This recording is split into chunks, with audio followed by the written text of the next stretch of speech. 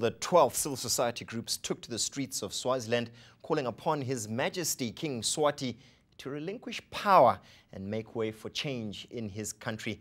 This week on Africa 360, we speak to Swaziland's silenced people who, I'm sure, are still wondering if their voices will ever be heard on this matter. Pius Vilakati is no stranger to Swaziland's politics. He's a fierce critic of King Mswati's regime. For that, he was branded a terrorist and forced to flee his home in May last year.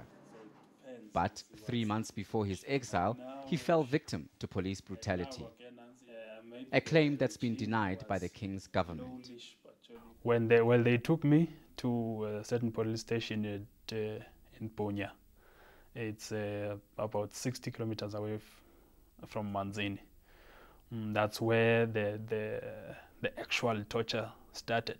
They take a simple plastic, they roll it right on my head, cover my head.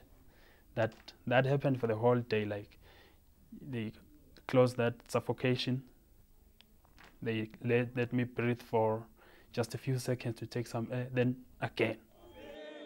He spent hours in there and was finally released, ushered out with a dire threat.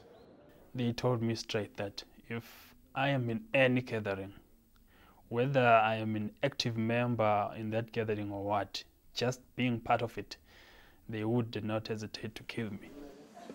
Now he lives his life on the run, in a foreign land. Pius works for the South African Federation of Trade Unions, COSATU, and is at the forefront of movements seeking change in Swaziland. With the threat of arrest hanging over his head, he's unsure when he'll be able to return home to his family.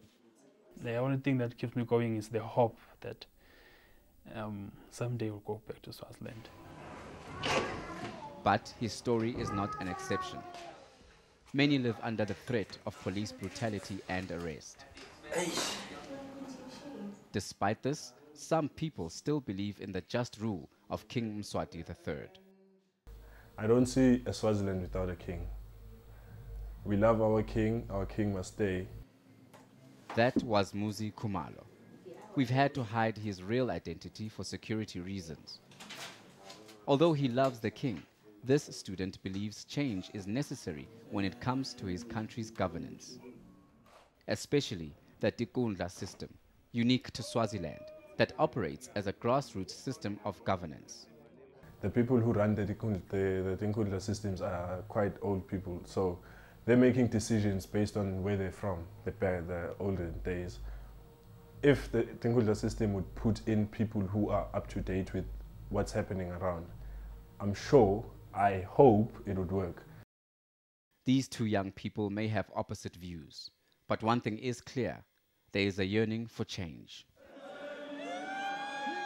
In recent weeks, there's been talk of revolution in the tiny kingdom, and even some action. But if Africa's last remaining monarch is toppled, Swaziland may find democracy a stiff challenge. And the questions are, who will lead the nation? And are the people of Swaziland ready to lead themselves?